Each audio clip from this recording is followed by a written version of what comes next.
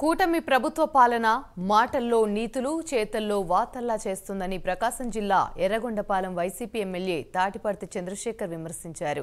కూటమి ప్రభుత్వం ఏర్పడ్డాక అనేక కేబినెట్ సమావేశాలు జరిపారు. కానీ ఒక్కదానిలో కూడా పేదలకు మేలు చేసే అంశాలు లేవన్నారు. 6 నెలలుగా పాలనలో 65,700 కోట్ల రూపాయల అప్పు చేసిన ఘనత కూటమి ప్రభుత్వానిదని ఆయన అన్నారు.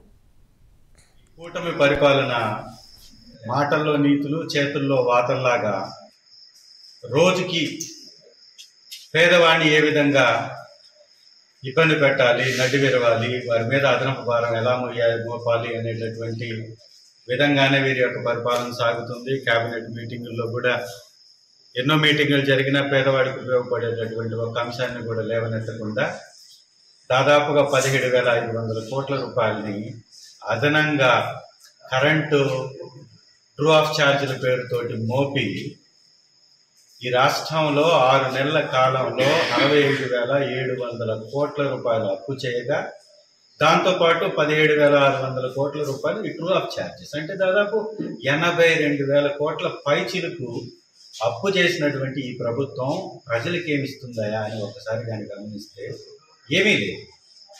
పేదవాడిని దోచేయటం, పెత్తందారులకు పంచిపెట్టడం ఇది ఆ విధానంగా కనపడుతుంది. పూర్తిగా వ్యవస్థలన్నీ పడికేశాయి. ఈరోజు నాయుడుపాలెంలోని ఒక జడ్పీ స్కూల్ని సందర్శించడం జరిగింది.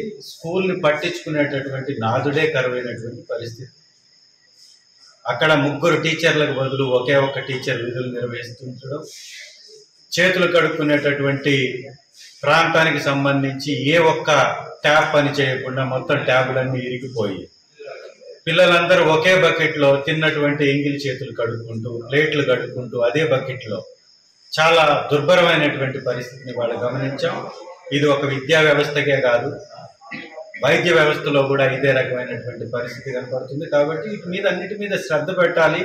డిప్యూటీ చీఫ్ మినిస్టర్ గారు షీజ్ ద షిప్ అని చెప్పినట్టుగా ఉట్టి మాటల్లోనే వీరి యొక్క కార్యక్రమాలు కనపడుతున్నాయి. చేతల్లోకి వచ్చేటప్పుడు పడకేస్తున్నటువంటి పరిస్థితి ఉంది. కాబట్టి పరిపాలన మీద దృష్టి పెట్టి ఈ ట్రూ ఆఫ్ ఛార్జీలను కూడా మినహాయించి ప్రజల మీద ఈ అదనపు భారాన్ని తగ్గించవలసిందిగా కూటమి ప్రభుత్వాన్ని నేను కోరుతున్నాను.